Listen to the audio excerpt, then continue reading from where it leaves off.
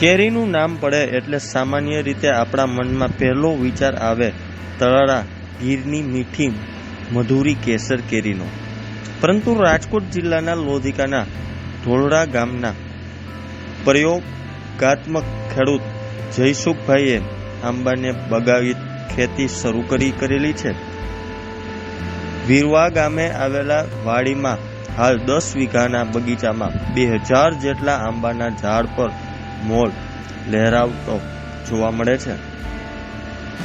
આંબાના બગીચાની સફર વિશે વાત કરતા જયસુખભાઈએ જણાવ્યું હતું કે મારું નામ રાદડિયા જયસુખ છે. મારા બાગનું નામ છે નંદુ બાગ, જે આપણે વીરવા ગામમાં આવેલું છે, તાલુકો લોધિકા, ડિસ્ટ્રિક્ટ રાજકોટ. અમારા બાગની અંદર 150+ પ્રકારના ફ્રૂટના ઝાડ આવેલા છે, જેમાંથી 80 પ્રકારની કેરી છે. જે ઓલ વર્લ્ડની જે ફેમસ બધી કેરીઓ હોય એ કેરીઓ આપણે આંબા વાવેલા છે, જેને 4 વર્ષ થઈ ગયા. આપણે લોકડાઉન પછી વાવેતર કરેલું છે. એમાંથી આપણી પાસે 15-16 વેરાયટીની ઓલ ટાઈમ પણ કેરી છે. 15-16 વેરાયટીની આપણી પાસે જે કલરવાળી વેરાયટી જે છે એ કલરવાળી પણ વેરાયટી છે. આપણી પાસે જે આપણા ઇન્ડિયાની પણ જે કાંઈ વેરાયટી છે એ બધી વેરાયટીના આંબા છે. પ્લસ ઓલ વર્લ્ડના આપણી પાસે બીજા અધરવાઇઝ બધા પણ ફ્રૂટના પણ ઝાડ છે, જે આપણે એક એગ્રો ટુરિઝમના પર્પઝથી બનાવેલું છે.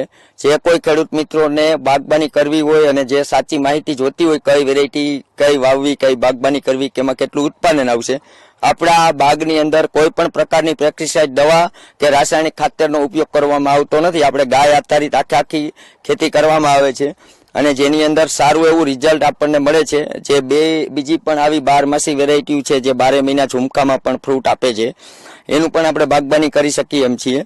એટલે આપણી પાસે કોઈ પણ ખેડૂત આવે નંદુ બાગની અંદર, આપણે ફ્રી ઓફ કોસ્ટ આપણે એને ટોટલી માર્ગદર્શન આપીએ છીએ અને ફ્રૂટ ટેસ્ટ કરાવીએ છીએ. અને હરેકની અલગ અલગ જે કાંઈ વેરાયટીનું એને વાવેતર કરવું એનું પૂરેપૂરી આપણે ડિટેલ આપીએ છીએ. જે આપણી પાસે જે 80 વેરાયટીની કેરી છે, જેમાં કલરવાળી હું તમને કેરી કહું, આપણે જાપાનની મિયાઝાકી કેરી છે ફેમસ. પછી આપણા વૈજ્ઞાનિકોએ શોધ કરેલી પૂષા અરુણિકા છે, પૂષા અંબિકા છે, પૂષા લાલિમા છે, પૂષા અરુણી માં છે, જે ટોમી એટકેન છે, જે અમેરિકામાં ફેમસ છે. જે આપણે કાઠિયાવાડી કેસર જે આપણે અહીં ખાઈ છીએ, એમ અમેરિકામાં ટોમી એટકેનનો પણ ક્રેઝ સારો એવો છે. તે પછી સેન્સેશન છે, આપણી પાસે બનાના કેરી છે. તે પછી આપણી પાસે જે 4 kgની પણ આંબા પણ આપણે વાવેલા છે.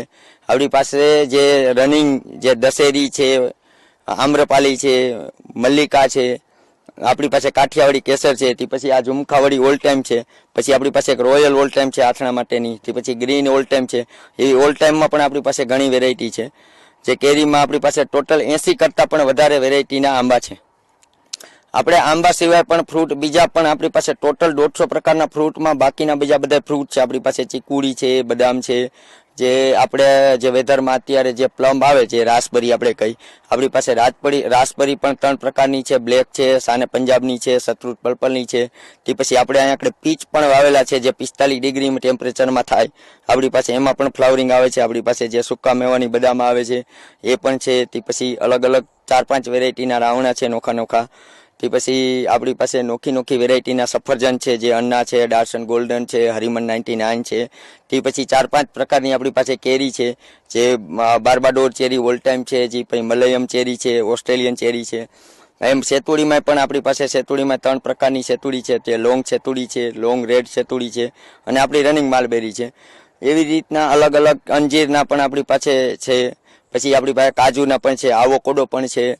જેમ 150 પ્રકારના ફ્રૂટ છે, બધી વેરાયટીના આપણી પાસે આ બગીચાની અંદર ફ્રૂટ પણ છે. એની અંદર જેટલી જાત આવતી હોય એ જાત પણ અલગ અલગ જાત પણ હોતું ફેરી આપણે વાવેલી છે.